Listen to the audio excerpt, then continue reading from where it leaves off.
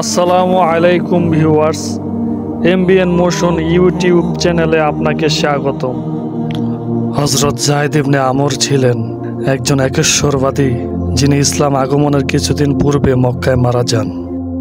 তিনি ছিলেন কুরাইশ গোত্রের আদি গোত্রের সদস্য আমর ইবনে নুফাইলের পুত্র।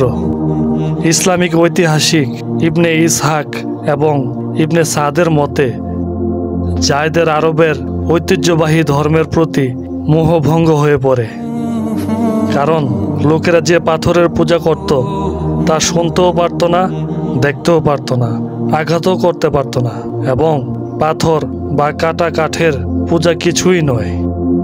তিনি তার 3 বন্ধুর সাথে অঙ্গীকার করেছিলেন যে তারা ইব্রাহিমের সত্য ধর্মের সন্ধান করবেন, যাকে তারা আল হানাফিয়া বলে ডাকতেন। বাকি 3 জন শেষ পর্যন্ত খ্রিস্টান ধর্মে দীক্ষিত হন।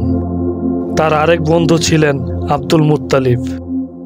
যায়েদ ইহুদি এবং খ্রিস্টান উভয়কেই তাদের বিশ্বাস সম্পর্কে প্রশ্ন করার জন্য সিরিয়ায় ভ্রমণ করতেন, কিন্তু তিনি উভয় দলের উত্তরে খুশি ছিলেন না।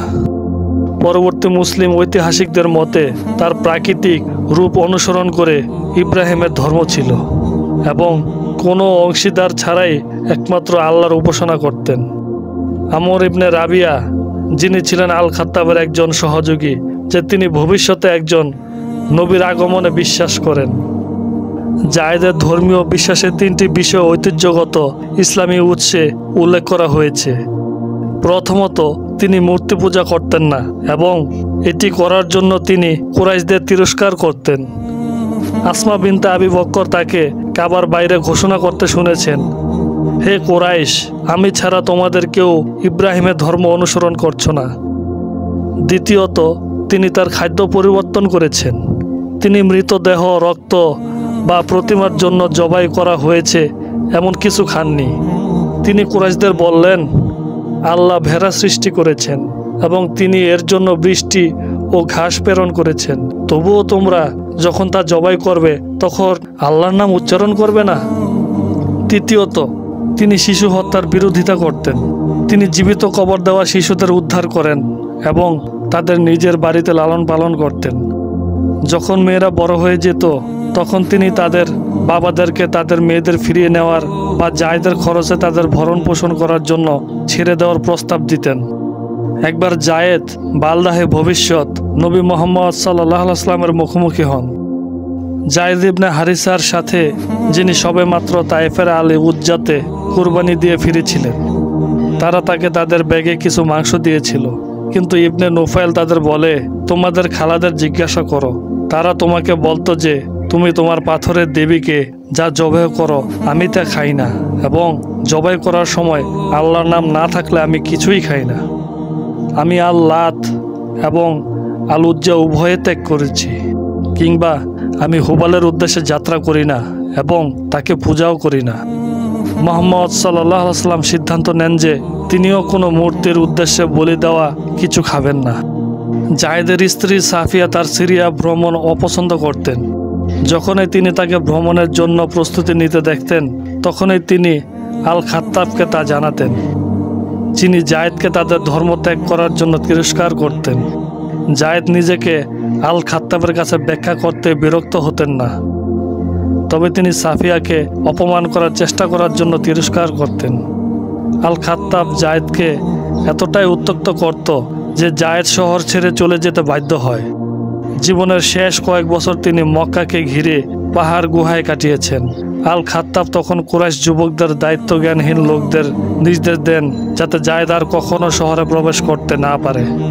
যখনই যায়েদ গোপনে প্রবেশের চেষ্টা করত, আল খাত্তাবের লোকেরা তাকে আবার তাড়িয়ে দিত। মক্কায় থাকা অসম্ভব ভেবে তিনি হিজাজ ছেড়ে ইরাকের উত্তরে মসুল পর্যন্ত এবং সেখান থেকে দক্ষিণ পশ্চিমে সিরিয়ায় চলে যান। তার পুরো যাত্রা জুড়ে তিনি সর্বদা ইব্রাহিম আলাইহিস সালামের ধর্ম সম্পর্কে সন্ন্যাসীদের এবং পাদ্রীদের প্রশ্ন করতেন। সিরিয়ার একজন সন্ন্যাসীর কাছে না আসা পর্যন্ত তিনি কোনো তৃপ্তি পাননি, যিনি তাকে বলেছিলেন যে তিনি যে ধর্মটি খুঁজছিলেন তার আর অস্তিত্ব নেই, কিন্তু এখন সময় ঘনিয়ে এসেছে যখন আল্লাহ তাআলা তার নিজের ছেড়ে আসা লোকদের মধ্যে নবী থেকে পাঠাবেন, ইব্রাহিম আলাইহিস সালামের ধর্মকে পুনরুজ্জীবিত করবে। সন্ন্যাসী তাকে উপদেশ দিলেন যে তিনি যদি এই নবীকে দেখতে পান তবে তাকে চিনতে ও অনুসরণ করতে তার কোনো দ্বিধাবোধ থাকবে না। জায়েদ তার যাত্রাপথ পরিবর্তন করে প্রত্যাশিত নবীর সাথে দেখা করার ইচ্ছা নিয়ে মক্কার দিকে রওনা হলেন। তিনি সিরিয়ার দক্ষিণ সীমান্তরে লাখম অঞ্চলের মধ্য দিয়ে যাওয়ার সময় যাযাবর আরবদের একটি দল তাকে আক্রমণ করে এবং মক্কায় পৌঁছানোর আগেই তাকে হত্যা করে। ইসলামিক সূত্র অনুসারে তিনি শেষ নিঃশ্বাস ত্যাগ করার আগে তিনি আকাশের দিকে চোখ তুলে বললেন, হে প্রভু, আপনি যদি আমাকে এই কল্যাণ অর্জনে বাধা দিয়ে থাকেন তবে আমার পুত্রকে তা করতে বাধা দেবেন না। তার পুত্র ছিল সাইদ বিন জায়েদ রাদিয়াল্লাহু তাআলা আনহু। তিনি ছিলেন প্রথম ইসলাম গ্রহণকারীদের একজন এবং আশারায়ে মুবাশশারার একজন। তার কন্যা ছিল আতিকা বিনতে জায়েদ। তিনি একজন বিখ্যাত নারী সাহাবা ছিলেন। আল্লাহ তাআলা আমাদের সকলকে হযরত যায়েদ ইবনে আমরের জীবনীর উপর আমল করার তৌফিক দান করুন, আমিন। আজকের সংক্ষিপ্ত আলোচনা এ পর্যন্তই। ভিডিওটি কেমন হলো কমেন্ট করে জানাবেন। সবাই নতুন নতুন ভিডিও পেতে চ্যানেলটি সাবস্ক্রাইব করুন। দেখা হবে নতুন কোনো ভিডিওতে। সবাই ভালো থাকেন, সুস্থ থাকবেন। আসসালামু আলাইকুম ওয়া রাহমাতুল্লাহ।